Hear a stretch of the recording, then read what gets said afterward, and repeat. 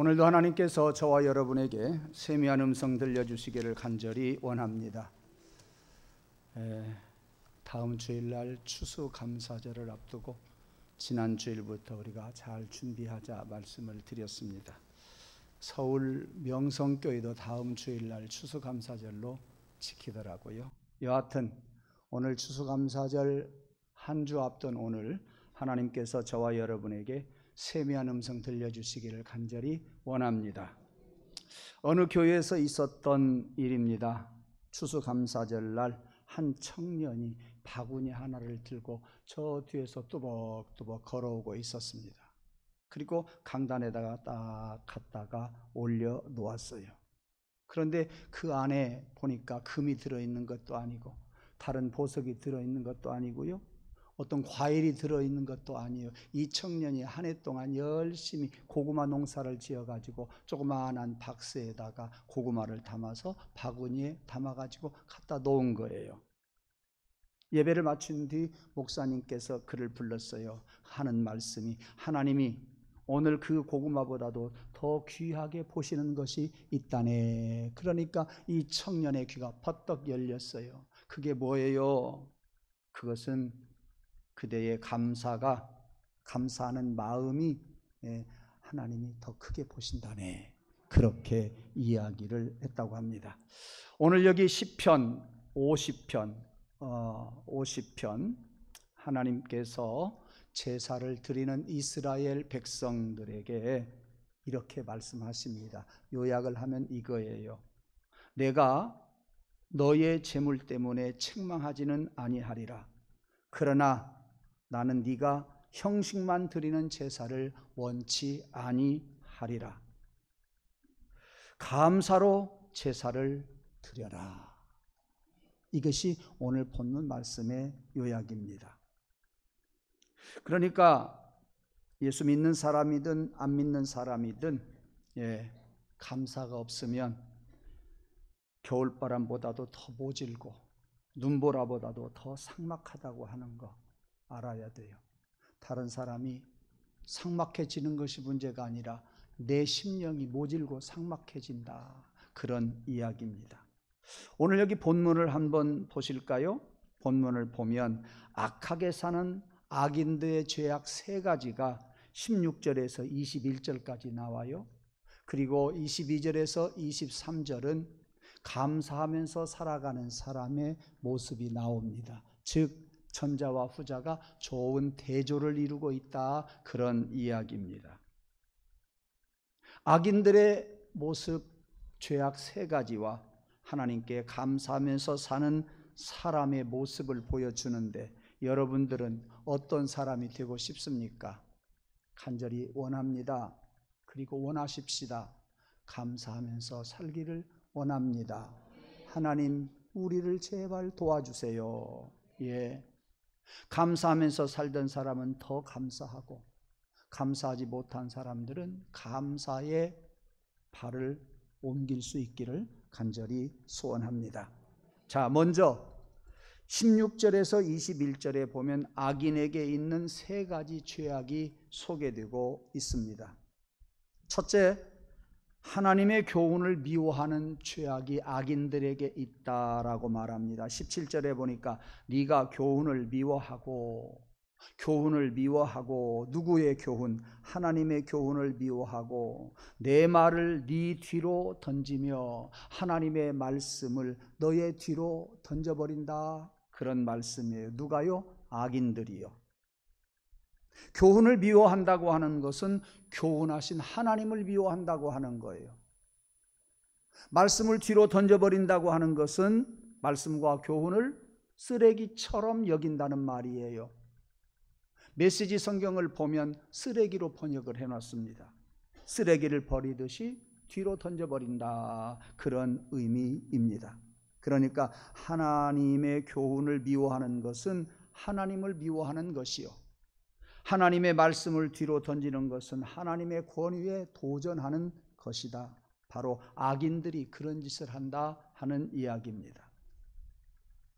사단장이 새로 부임해서 예하부대 연대장들에게 찾아갑니다. 가서 보고를 받습니다. 업무 보고를 받는데 훈련 상황이 어떻고 사병들의 생활이 어떻고 그리고 병사들의 사병들의 사기가 어떤가 하는 여러 가지 것들의 보고를 받고 또 사단장이 연대장에게 질문할 것들을 질문하고 난 다음에 지적사항을 지시합니다.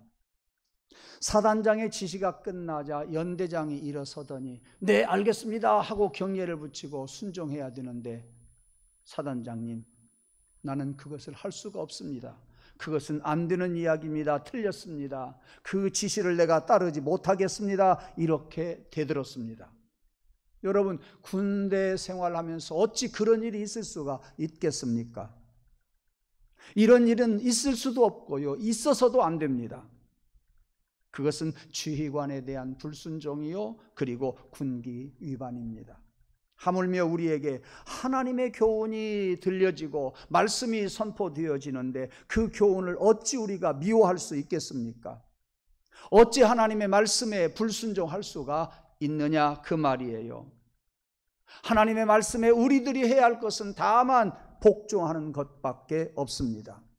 그런데 악인들은 그렇지 않다라고 말하고 있네요. 두 번째, 악인들은 윤리적인 죄악도 크다고 하는 것을 지적해 줍니다. 18절 말씀에 보니까 도둑을 만나면 연합하고 간음하는 자와 동료가 되며 그랬어요. 다시 말합니다.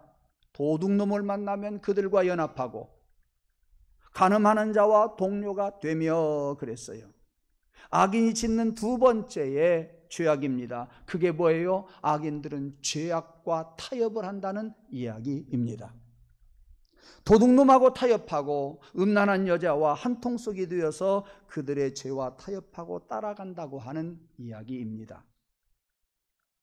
여러분 우리에게는 두 가지 길, 담백하게 두 가지, 사람들에게는 두 가지 길이 있습니다. 악을 따라가다가 멸망의 길로 가느냐, 하나님의 말씀을 따라가다가 영생을 얻느냐, 두 가지 길밖에 없다고 하는 것을 우리는 잘 압니다. 모르는 사람 많습니다. 이것이 확연하지 못한 사람이 있습니다. 여러분 눈에 이 두 가지 길이 보이기를 원합니다. 여러분의 결단이 있기를 간절히 소원합니다. 양다리 걸치지 말고 하나님의 말씀을 받고 영생의 길로 갈 수 있는 여러분들 되어서 나중에 뒤를 돌아보니까 내가 영생의 길로 많이 왔네, 아이고 제법 잘 왔네 하고 여러분이 여러분에게 박수를 보낼 수 있기를 원합니다. 아이고 큰일 났네, 내가 악의 길로 왔네 하고 후회하면 큰일 난다, 그 말씀이에요. 예, 이 두 가지 길, 확연한 길, 담백한 길, 이 두 길을 여러분들은 한 길을 택해서 가고 있다고 하는 것을 알아야 합니다. 악한 것은요 멀리 해야 돼요. 악한 것은요 모양도 버리라 그랬어요. 이렇게 악한 것을 멀리하고 모양도 버리고 그 악한 것을 따라가지 않아야 어디로 갈 수가 있어요? 주님을 따라갈 수가 있어요. 주님 따라가면서 영생의 길로 갈 수가 있다. 사랑하는 성도 여러분, 여러분 속에 악한 것들 다 녹아내리기를 원합니다. 하나님의 말씀을 따라갈 수 있는 기쁨의 발걸음이 되기를 원합니다. 우리들 속에 잡다한 것들로 여러 가지 판단을 하지 못하게 하는 그런 일이 없어야 되겠다 그 말이요. 우리 성도들에게서도 그런 일들이 얼마나 많으냐 그 말이요. 나 개인에게서도 얼마나 많은 것들을 발견하고 지금까지 살아왔냐 그 말씀이에요. 제발 하나님이여 내가 이 악한 것들을 버리고 주님을 바라보고 주님을 따라가게 하옵소서. 내 힘으로 능으로 하지 못하옵니다. 하나님이여 그래서 두 손 드니 내 손을 붙잡아 주시옵소서. 할 때에 하나님께서 붙들어 주시고 성령이 역사하시고 나도 모르게 옳은 길이 옳게 보이고 그릇된 길이 그릇되게 보이고 옳은 길을 쫓아가고 싶어하고 옳은 길을 따라가면서 힘있게 갈 수 있을 줄로 믿습니다. 그러므로 우리 성도들은요 좋은 사람 만나야 돼요. 우리 성도들은요 믿음의 사람 만나야 돼요. 우리 성도들이 세상 사람들하고 너무나 사귀고 가까이 하지 마세요. 세상적인 이야기하는 사람하고 조금 멀리 하세요. 다 그들과 멀리 할 수는 없어요.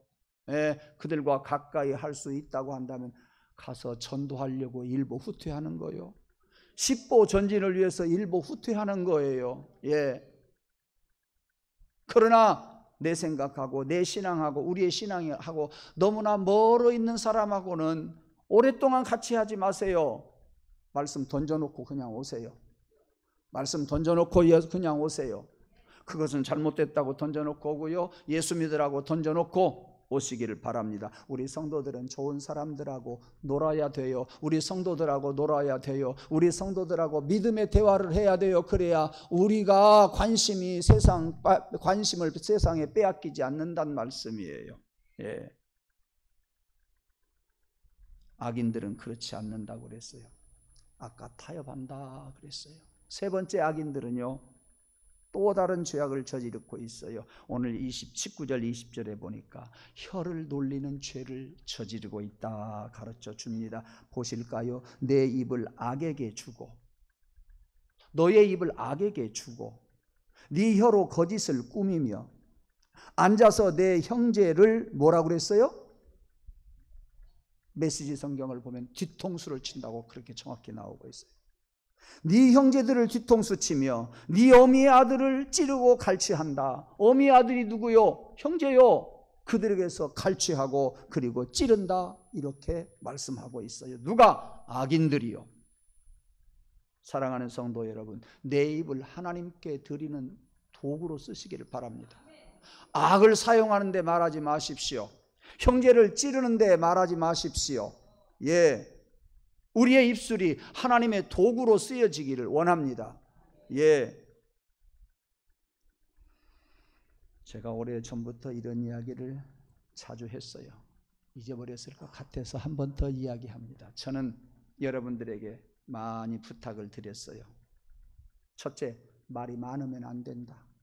왜요? 쓸데없는 말이 들어가요. 말이 많으면 안 돼요. 왜?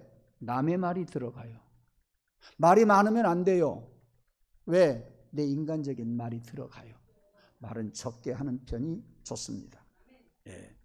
두 번째, 말을 너무나 빨리 하지 말자 그랬어요. 여러분, 운전하다가 보면 빨리빨리 달리면요, 내가 보는 시야가 좁아져요. 옆에 못 봐요. 옆에 봤다가는 큰일 나죠.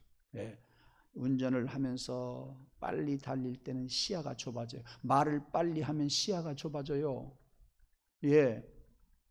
말을 천천히 하면 여유가 있어요. 말을 천천히 하면 이 사람도 생각해보고 저 사람도 생각해보고 환경도 생각해보고 지난 날도 생각해보고 잘 그래서 이야기할 수 있어요. 말을 빨리 하면 조리 있게 말도 못해요. 시야가 좁아져요. 안 돼요. 그래서 여러분들에게 부탁드린 말씀을 많이, 말을 빨리 하면 안 된다. 이왕이면 좀 천천히 하자. 말을 빨리 하면요, 사람들이 내게서 멀어지네요. 신기해요. 말을 천천히 조금만 적은 소리로 하면 사람들이 내 소리 들으려고 자꾸 와요. 그럴 때 설득력 있는 이야기하면 그 사람은 내 사람 되는 거예요. 그 다음에 세 번째, 말이 거칠고 독하면 안 돼요. 말이 거칠고 독하면 안 돼요. 잘 들어보세요. 말은 부드럽게 이야기하는데 속에 독이 있는 사람이 있어요. 주여. 절대 말은 독하게 하지 마십시오. 거칠게 하지 마십시오. 네 번째, 막말하지 마십시오. 말은 주워 담을 수가 없습니다. 설사 물은 주워 담을 수 있을지 모르지만 말은 절대 주워 담을 수가 없습니다. 말 잘해야 합니다. 그런데 악인들은 말을 못한다. 그런 이야기가 오늘 본문에서 세 번째 지적이 되는 이야기입니다. 어느 교회에서요, 사무실에 있는 여자 직원을 채용을 하기로 하고 광고를 냈어요. 대학 나온 친구, 고등학교 나온 친구, 여러 친구들이 지원을 했는데 사무장이 그 여러 친구들 중에서 두 사람을 딱 선정을 해서 두 사람을 당회장 목사님하고 면접하게 해 주었어요. 이것저것 물어보았던 당회장 목사님이 한 사람에게 묻습니다. 어느 교회 나가십니까? 예, 어느 교회 나갑니다. 담임 목사님 성함이 어떻게 됩니까? 예, 홍길동입니다. 옆에 있는 아가씨에게 묻습니다. 어느 교회 나가십니까? 네, 어느 교회 나갑니다. 목사님 성함이 어떻게 됩니까? 홍자, 길자, 동자입니다. 누구를 채용했겠어요? 후자를 택했어요. 말 잘하면 복이 들어와요. 말 못하면 복이 지나가요. 날아가 버리고 말아요. 예. 그래서 오늘 두 번째 22절, 23절 말씀에서 복받는 사람 이야기가 나와요. 악인들의 모습 세 가지 지적해 주신 아삽이 이번에는 하나님께 감사의 제사를 드리는 사람이 복받을 것을 이야기해 주고 있습니다. 22절 보실까요? 하나님을 잊어버린 너희여. 하나님을 잊어버린 너희여는 어떤 사람이에요? 앞에 16절에서 21절까지 그 악인들을 말하고 있습니다. 하나님을 잊어버린 악인들아, 이제 끝났다. 누가? 악인들, 너희들은 끝났다 그 말이에요. 너희를 도울 자가 아무도 없다. 예. 너희를 도울 자, 이제 악인들 아무도 도울 자가 없다. 그 다음에 23절에 뭐라고 말씀하고 있습니까? 감사로 제사를 드리는 자가, 제가 메시지 성경을 따와봤어요. 감사로 제사를 드리는 자가 나를 영화롭게 하리니, 감사로 제사를 드리는 자가 하나님을 영화롭게 하리니, 너희가 그 길에 발을 들여놓고, 너희가 감사의 제사를 드리는 그곳에 발을 들여놓고 놓으면 내가 즉시 나의 구원을 너희에게 보이리라. 얼마나 좋은 말씀이에요. 사랑하는 성도 여러분, 악인들이 가는 그 길에다가 발을 담그지 말고 감사의 제사로 하나님 앞에 영광을 돌리는 그 길에 여러분들의 발을 옮겨 놓으시기를 바랍니다. 그 발을 여러분들이 들여놓으시기를 원합니다. 예, 그리 가야죠. 악인들의 길로 가서는 안 된다는 말씀이에요. 예. 구약의 제사는 크게 두 가지 줄기가 있어요. 하나는 감사의 제사를 드리는 것 하나와 두 번째는 죄를 사하기 위한 제사. 크게 두 가지의 제사로 구분해 볼 수가 있습니다. 오늘 본문의 경우는 하나님께 제사를 드릴 때에 감사의 제사를 드리는 그런 내용입니다.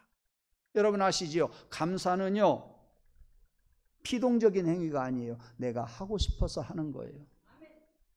감사는 내가 하고 싶어서 하는 겁니다. 감사는 억지로 하는 것이 아니라 기쁨으로 하는 거예요. 마지못해서 하는 것이 아니라 자발적으로 하는 거예요. 예. 어떤 선교사가 인디언 마을에 들어가서 전도를 하고 있었습니다. 오랜 동안 거기에서 생명의 위협을 느끼면서 전도를 했던 선교사를 그 지역에서 인정하기 시작을 했고 추장도 그 선교사를 인정을 했습니다. 어느 날 선교사가 복음을 전하는데 열심히 전하니까 추장이 선교사의 말을 잘 듣고 있었어요. 선교사가 뭐라고 이야기하느냐? 하나님은 우리를 사랑하셔서 천지 만물을 창조하시고 우리에게 다스리라고 주셨습니다. 그렇게 이야기를 하니까 추장이 그래, 공감을 했어요. 그 소리를 들은 추장이 감격을 했습니다. 그래서 하는 말이 나도 하나님께 드릴 것이 있습니다 하고 $2를 내놓더래요. 적은 것 같지만 큰 거예요. 네. 또 선교사가 이야기합니다. 하나님은 어린 외아들까지도 우리에게 주셨습니다. 아 그래? 나는 그러면 드릴 것 있지. 추장이 나도 드릴 것 있지 하고 집에 가서 담요를 갖고 와가지고 어린아이 덮어주라고 담요를 내놓더래요. 세 번째 선교사가 또 이야기합니다. 예수님은요 우리를 위해서 이 땅에 오셔서 33년 동안 복음을 전하면서 사셨는데 걸어다니면서 복음을 전하신 고생 많이 하신 분입니다. 그렇게 이야기하니까 또 추장이 귀가 번뜩 열렸어요. 걸어서 다니면서 복음을 전했다고 하니까 그럼 나도 드릴 것 있어 하고 자기가 타고 다니던 말을 갖다가 딱 내놓더래요. 감동이 별로 없는 것 같아요. 나는 못 내놓겠다 그 말이죠. 아 추장도 하나님의 말씀을 듣고 자기가 타고 다니는 말을 내놓는다니까요.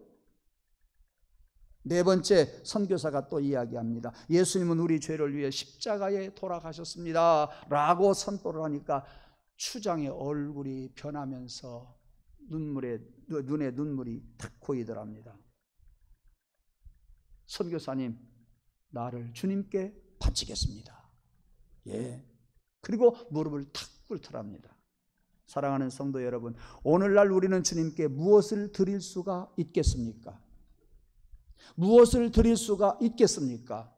여러분의 신앙 정도에 따라서 여러분들은 주님께 드릴 것들이 보이리라고 압니다. 여러분의 신앙 정도에 따라서 드릴 것이 무엇인가 자발적인 그러한 것들을 생각할 수 있으리라고 생각을 합니다.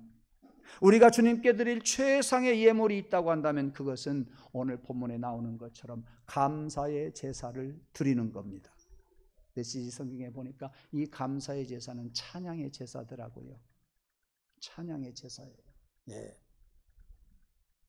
우리가 드릴 수 있는 것 네 가지 감사가 있어요. 첫째는요, 말로 드리는 감사입니다. 여러분, 주님 감사합니다. 주님 감사합니다. 감사하면서 감사가 더하기를 원합니다. 예. 두 번째 드릴 수 있는 것이 있어요. 우리의 몸을 드리면서 감사할 수 있습니다. 다시 말하면 우리의 몸이 감사의 제물이어야 한다 하는 이야기입니다.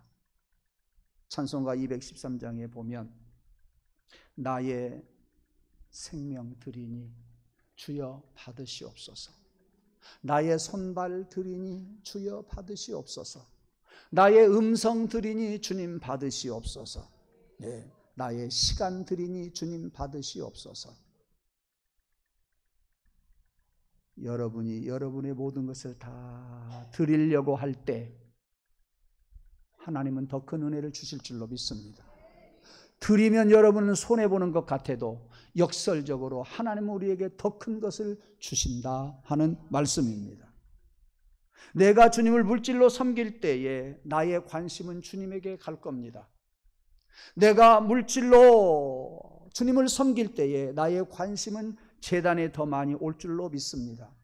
물질을 많이 드리는 것이 문제가 아니라 나의 관심이 주를 향하게 된다 그 말이요, 나의 관심이 제단을 향하게 된다 그 말이요. 그런 믿음을 가지고 살아갈 때 내 믿음이 더 성숙해 가고 나의 신앙이 든든해 가며 나의 가정의 신앙이 든든하고 자녀들이 그것을 보고 배우게 될 줄로 믿습니다. 네 번째는 마음으로 드리는 감사가 있습니다. 종합해 봅시다. 우리가 마음을 열어야 주님을 영접하게 됩니다. 마음을 열어야 마음이 가게 됩니다. 마음을 열어야 내 몸도 가게 됩니다. 마음을 열어야 다른 것이 보이지를 않습니다. 주님과 제단만 보입니다. 믿음만 보입니다. 그래야 우리들이 신앙생활을 제대로 할 수가 있으니 성령님이여 나를 도와주시옵소서. 성령님이여 내 마음을 주장하여 주옵소서. 몸과 마음을 다 드리오니 주님이여 주님에게만 나와 독립적인 관계를 맺게 해 주옵소서. 내가 교회를 더 사랑하게 하여 주옵소서. 이런 고백이 계속되기를 주님의 이름으로 축복합니다. 저는 요즘 새벽 예배 때도 가끔 말씀을 드립니다만 이 사회가 많이 어지럽습니다. 어지러워도 너무나 어지럽습니다. 왜 그럴까? 멀리서부터 차츰차츰 나의 가까운 곳을 한번 봤어요. 배불러서 그래요. 배부르다가 보니까 더 배불리려고 이기적인 생각을 하게 돼요. 배부르고 등다sup고 이기적인 생각을 하니까 살만해요. 하나님이 안 보여요? 아니, 하나님이 필요 없어요. 대인관계 별로 중요치 않게 되어 있어요. 지금은요. 대인관계 먹고 살만하니까 별로 필요가 없어요.